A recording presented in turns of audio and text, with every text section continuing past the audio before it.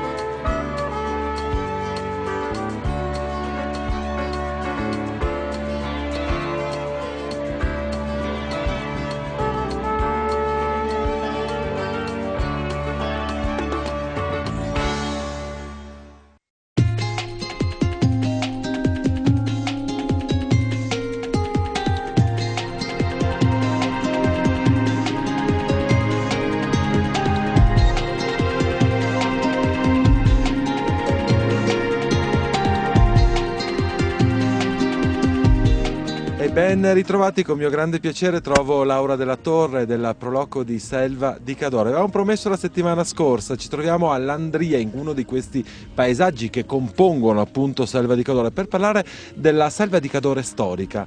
Questo penso è stato uno dei primi insediamenti qui che ha composto Selva di Cadore, giusto? Esatto, proprio uno dei primi insediamenti, questo villaggio appunto Landria, anticamente veniva chiamata anche Soma Selva, che vuol dire in cima alla selva, in cima a Selva di Cadore, appunto perché domina questo territorio. Come diceva, siamo qui davanti a questa casa di contadini, è una delle prime case, diciamo che tutto il villaggio qui di Selva di Cadore, di Landria, è costituito da case che vanno dal 1600 all'inizio del 1800, quando era viva l'economia agricola del territorio. E vediamo appunto qui la casa alle mie spalle, che è composta dal fabbricato addetto appunto all'abitazione e probabilmente questi erano contadini che stavano bene e avevano di fianco anche il loro fienile, che era collegato da una piccola scala, da un piccolo poggiolo che è comunicante con l'abitazione. Tra l'altro con una facciata sempre verso l'esterno per il discorso del sole. Esatto, tutto il villaggio di Landria è ubicato proprio da est a ovest, con la facciata davanti appunto verso il sole, per una questione proprio di riscaldamento, perché qui siamo a 1400 metri d'altitudine, quindi gli inverni sono lunghi e con tanto freddo, insomma.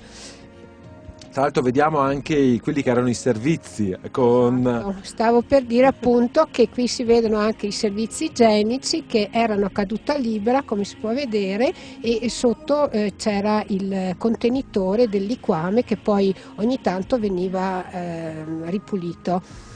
E anche questo era un motivo di, diciamo, di ricchezza del proprietario, perché molti non avevano neanche i servizi igienici, quindi questo era senz'altro un contadino che stava bene di famiglia.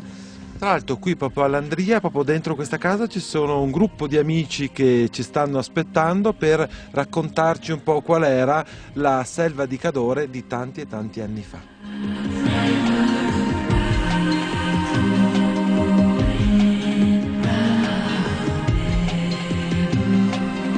E in questa frazione storica dove si vive appunto il passato di Selva di Cadore abbiamo deciso di fare la visita a degli amici che ci aspettano per raccontarci com'era un po' la vita di tutti i giorni tanti e tanti anni fa. Ma venite con me a scoprire assieme. Permesso? Allora, entriamo, invitiamo tutti gli amici di Telechiara e troviamo qui ad aspettarci la signora Elena con questo meraviglioso costume. Tu come ti chiami? Martino. Martino, e poi abbiamo ancora? Mario. Mario ci spiegherà fra pochi istanti una cosa importantissima per quanto riguarda la tradizione di questo luogo. Qui siamo nella classica casa degli abitanti di Selva, una casa che ha una grande storia, diciamo. Certo, sì, sarà dal 1700 circa, e questa ha avuto delle rifacimenti, delle cose, perché adattata ai tempi di adesso, insomma, perché prima usavano per esempio il focolare, veniva fatto il fuoco, però era anche l'entrata per accendere le stube. Poi qui cuocevano la polenta, cuocevano quello che era bisogno, le patate, quello che c'era quella volta, l'orzo, la minestra d'orzo. Io vedo quest'armadio che è una cosa spettacolare, tra l'altro. E questa qui è una madia, usavano per mettere su i secchi dell'acqua, perché l'acqua non C'era l'acqua corrente in casa. non c'era l'acqua corrente in casa e dovevano andare alla fontana con una specie di manico, non so neanche io, che è questo, vede? Questo Sì. qua. Si metteva nelle spalle, si Sì, riempiva e si portava a casa. Così, con i due secchi si portava a casa. Questo era un mestolo che si usava per bere l'acqua che c'era. Là ci sono come delle pentole, diciamo così, questo si chiama brondin, poi c'è la stagnada, un altro piccolo brondin che cuocevano, non so, la fava, l'orzo, le minestre, le patate. Delle pentole, in parole povere. Allora, abbiamo parlato di un'altra grande tradizione e qui entra in scena il nostro esperto che ci farà vedere, perché qui c'è anche una grandissima tradizione di insaccati e il marchingegno che adesso stiamo già vedendo grazie alle immagini di Davide Segalini è proprio per fare degli insaccati. Se ci fa vedere il nostro amico qui come funziona questo arnese che sembra una cosa del futuro, invece di che anno è questo arnese? Di che periodo storico? Dei primi 800, sì, dei primi 900. I primi del Novecento. Allora si metteva naturalmente la carne del maiale, giusto? Si chiudeva. Perché tutte le case avevano i loro attrezzi per il fabbisogno della famiglia, per il grano, per il maiale, per il bestiame, per tutto quanto, per poter sopravvivere, insomma, con questo sistema, perché era tutto autosufficiente. Allora vediamo adesso che abbiamo chiuso il macchinario, adesso dobbiamo pian pianino, se funziona ancora, ma sì, ma noi siamo certi che funziona ancora, è che sembra facile, eccolo che sta uscendo. Il maiale lo ammazzavano in casa, lo lavoravano in casa. Era segno di ricchezza anche l'avere dei maiali, della carne appunto per l'alimentazione, anche perché poi serviva per l'alimentazione per molti mesi. Certo, principalmente per l'estate, perché dovevano andare per i prati, per i boschi, per falciare il fieno, per il bestiame, per fare la legna, per qualunque cosa, perché non potevano stare a casa a pranzare, perché erano fuori molto lontano, per esempio in Fettazza, erano su a monte, insomma. Allora, abbiamo parlato di stuba, allora adesso andiamo nell'altra stanza dove troviamo degli altri amici. Allora, loro stanno... Innanzitutto presentiamoli, il vostro nome? Romolo? Adelio? Allora, complimenti naturalmente per il vostro costume, per i vostri costumi. Voi fate parte del gruppo folcloristico della zona. Qui vediamo appunto la tavola dove naturalmente si mangiava. Vediamo anche un arcolaio, perché era importantissimo per il periodo. Abbiamo parlato di alimentazione, però naturalmente in tutte le case c'era un arcolaio e grande protagonista di questa stanza, vogliamo ricordarla, la stube, giusto? Sì, questa è la stube ed era il posto più caldo della casa, e qui guarivano gli ammalati, nascevano i bambini, si faceva filò, si giocava, non so, alle carte o qualche cosa, insomma, per passare un po' il tempo. Le donne intanto loro avevano il proprio da fare, perché con questo tipo di macchinetta, diciamo così, cominciavano a far girare questo. Scusi, perché poi... E loro continuano. Si trascorrevano le giornate e le serate, giusto? Più che altro perché dopo al chiarore di un lumino a petrolio, che era quello, non era la luce così, e questi qua, tanto che le donne filavano, gli altri facevano filò.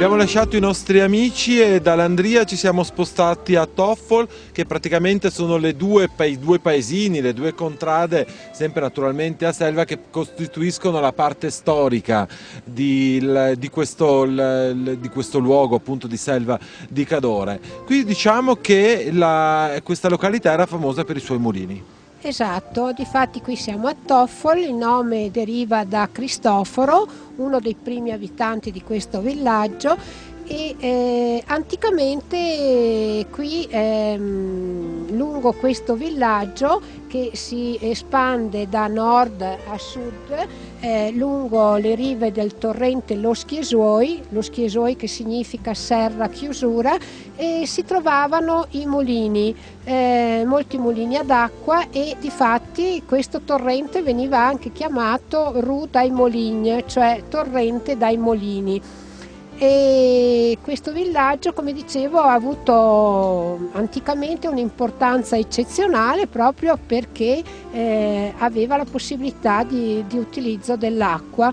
È rimasto con i suoi fienili caratteristici, con queste strutture particolari che, pur essendo molto simili, tutte in legno una all'altra, ognuna di esse dà una particolare sensazione di bellezza, di unicità, e ognuno di essi rappresenta proprio la particolarità di coloro che abitava questa abitazione, queste case.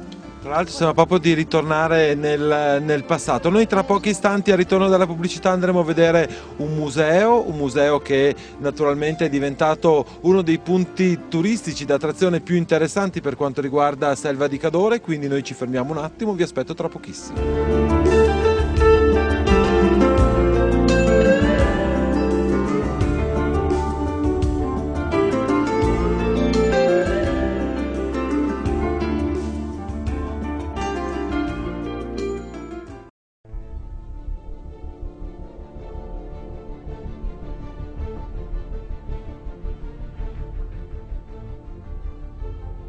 Seconda parte di Viaggiando Viaggiando, ben trovati i nostri amici viaggiatori sempre da Selva di Cadore in provincia di Belluno. In questo momento ci troviamo all'interno del nuovissimo, ristrutturato da pochissimi mesi, Museo Civico Vittorino Cazzetta, sempre con Laura che ormai ci sta facendo da guida, da cicerone alla scoperta dei gioielli di Selva di Cadore, appunto. E dicevo, un museo nuovo, rinnovato, per raccontare la storia e le origini un po' di tutte le Dolomiti, un po' di tutta la zona.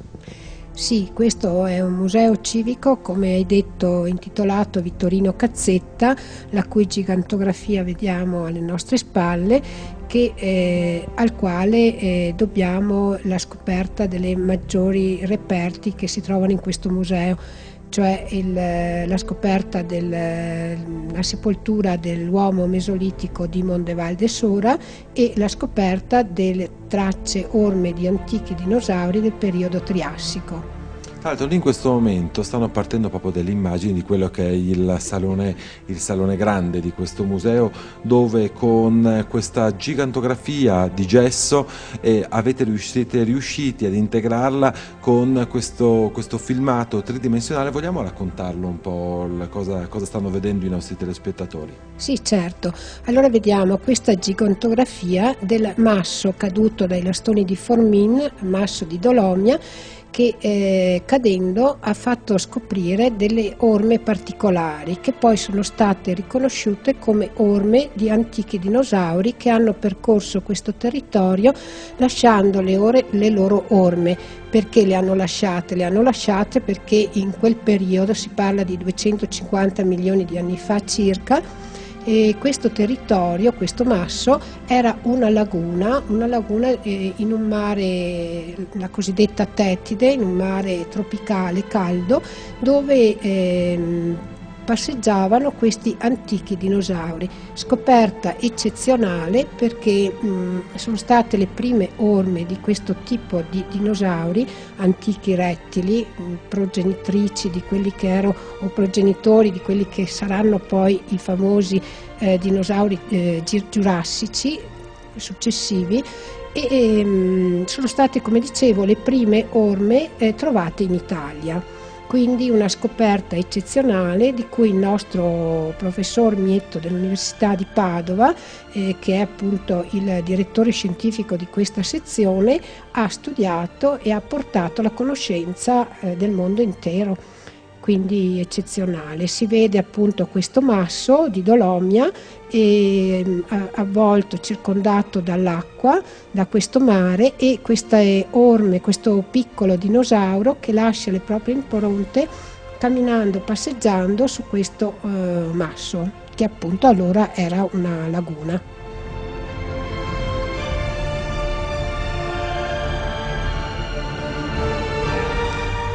Laura, ci troviamo in una sala molto particolare che vuole un po' raccontare la vita di tutti i giorni.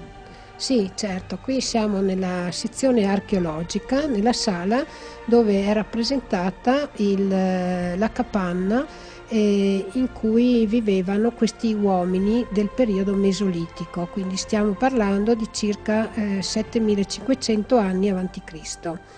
E perché questa capanna? Perché proprio qui in zona che si chiama Mondeval de Sora, a 2150 metri sul livello del mare, in comune in territorio San Vito di Cadore, ma in una valle che si affaccia nella nostra Val Fiorentina, a Selva di Cadore, e è stato ritrovato questo reperto, una sepoltura di età appunto mesolitica, con tutto il suo corredo funerario, sepoltura che è stata eclatante come scoperta, in quanto è stata, sia per la quantità, sia per la qualità dei reperti e sia per l'altitudine, unica, direi, in tutta Europa. Per cui è stata un'impresa scientifica di eccezionale valore, e qui dietro alle mie spalle vediamo appunto la capanna dove vivevano questi uomini mesolitici che d'estate salivano in montagna per praticare la caccia, perché in questo periodo appunto erano cacciatori, raccoglitori di bacche e anche un po' pescatori. E qui vediamo raffigurata una famiglia come poteva essere all'epoca, che con le sue funzioni durante la vita. Nella stessa capanna poi è stata ritrovata questa sepoltura, perché a quell'epoca si usava seppellire il morto proprio nell'abitazione.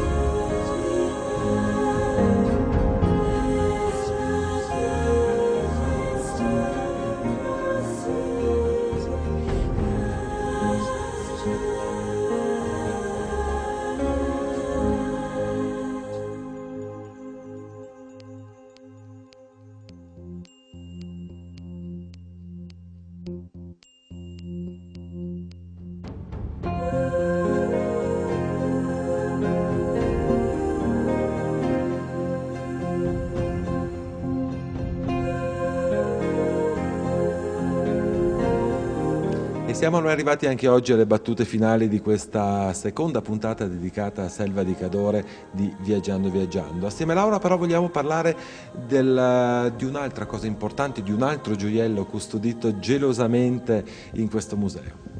Sì, qui siamo nella sezione storica protostorica del Museo Civico Vittorino Cazzetta, e come dicevi tu prima, qui abbiamo un piccolo gioiello, una stele paleoveneta ritrovata qui ai confini fra il nostro territorio e il confine del territorio di Colle Santa Lucia, il paese vicino. È stata ritrovata nel 1886 sotto la cima di questo Monte Pore, un monte importante perché sotto al quale esistevano delle miniere di ferro. E quindi questa stele è importante sia per la posizione, quindi potrebbe essere anche una stele di confine, essendo un territorio a quell'epoca tipo militare, quindi di grande importanza, oppure anche potrebbe essere una stele mortuaria.